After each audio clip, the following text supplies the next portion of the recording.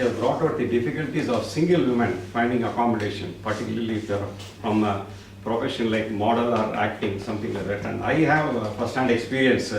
When my builder I chose for a joint venture, he was telling me that for his earlier joint venture, Nayandara approached them for an accommodation through her manager, and they flatly refused that accommodation. So I could relate to this type of prejudices which are there in society. And then about the benefit of doubt. Unless someone has been proven without any reasonable doubt, a person cannot be taken as having committed a crime.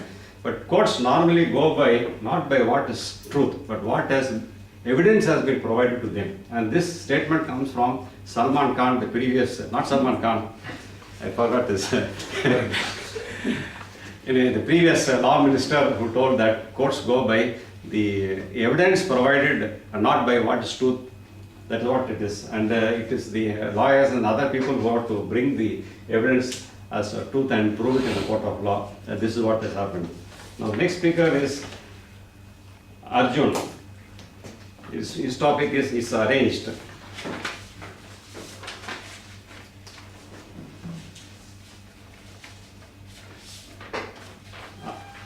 Arjun is a student at IIT, and he has been conducting our various table topics. Is very popular and doing something very different. So he says, smile is most beautiful when people mean it. That's when it truly sparkles. But it should not be overused or used for no reason. He cautions us about empty smiles. For instance, if you fly in the air and the air hostess is giving a very warm welcome smile, please be aware that is an empty smile. They are trained to smile like that. So,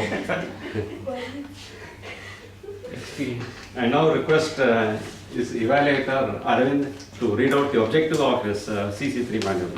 Toastmaster Arjun is well prepared for project number C3 from Competent Communication Manual. His project objectives are: select a speech topic and determine its general and specific purposes. Organize the speech in a manner that best achieves those purposes. Ensure the beginning, body and conclusion reinforce the purposes. Project sincerity and conviction, and control any nervousness you may feel. Try and not use notes. All the best, Toastmaster Arjun. Over to you, Toastmaster Arjun. Put your hands together. Welcome, Toastmaster Arjun. It's not sticking. It's arranged. It's arranged. Sorry, it's arranged. All the best.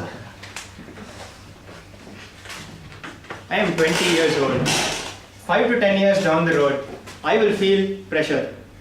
Pressure that all boys and girls of this country feel at that age. It is the greatest fear of every aspiring youth in this country. It is also the greatest love of every neighboring nosy auntie. I am of course talking about the phenomenon of arranged marriage. Now if you think I'm going to persuade you to elope with your secret crush, you are completely wrong. I am here to break the perception that arranged marriages are bad. Now why am I talking about marriages all of a sudden? I am nowhere close to getting married. A few days back, I was supporting arranged marriages and some people mocked me for it. And some of those people are here in this room and I want to get back at them. That's the only reason. So, there are 3 categories of marriages. The first one is runaway weddings. This is the type of wedding where the boy and girl fall in love and elope because they can't get the permission of their parents. Now, eloping is a terrible idea. You lose family support and it is both practically and emotionally scarring to break all contact with the people you've been with for your whole life. Now, the couple, when they are eloping, they'll feel that their love, their deep love, their passionate love and so on and so forth is enough for them to sustain without their parents. But here's a statistic. A Dr. Robert Epstein from UK has a study which says that the so-called deep love from love marriages begins to fade as soon as 18 months after marriage, whereas the love from arranged marriages begins to nurture, and it even surpasses the love from love marriages after 5 years. So getting to the second category from here, which is the traditional arranged marriage. This is where the boy and girl don't meet. This is where the boy and girl don't know each other, and sometimes they even meet only on the day of the marriage. For some reason, this is very hard for our generation to accept. But most of our parents got married this way. I'm sure some of you ladies and gentlemen got married this way, and you seem to be doing fine. So the problem with my generation is that we are not as obedient as our forefathers were. Now this was our forefathers when they got married. Son, this is going to be your wife from tomorrow.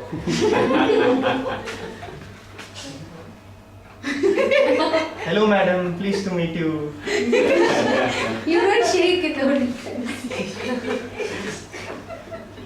So, but we can't do that. My generation can't do that. We simply have to check if the other person isn't a complete lunatic before we get married.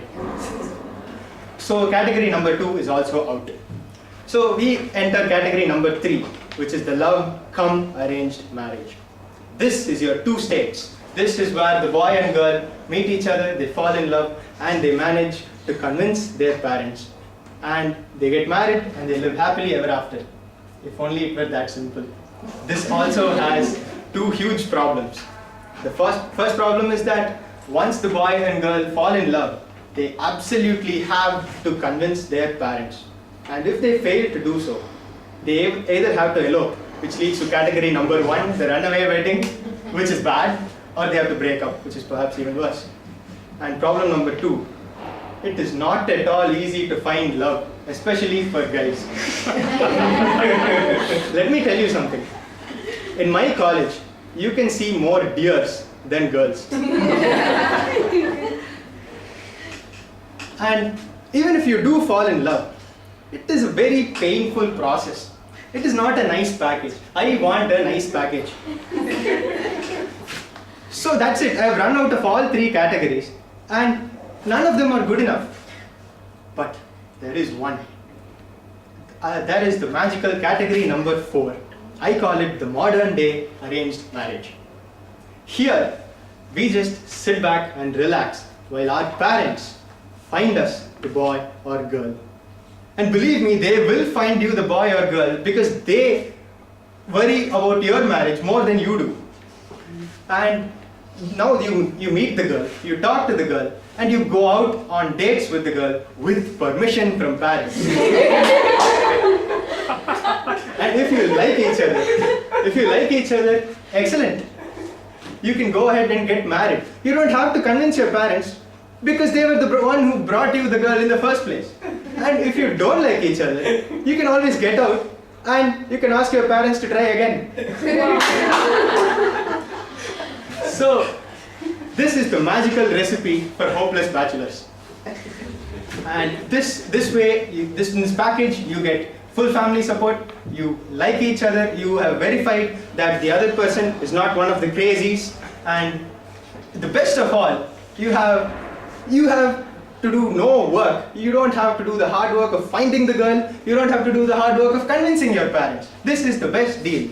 And for you parents out here, I'm sure you worry that once your children get into their 20s, you'll worry that they'll fall in love with some crazy idiot. So tell them about the statistics of love marriage and tell them this amazing deal. They will appreciate you. And so my friends, don't run from arranged marriage. That dream boy or dream girl we all wait for will never fall out of the sky. But maybe she will be introduced to us by our parents. You never know. So I wish all of you and all of your children happy arranged marriages in your lives. Thank you very much.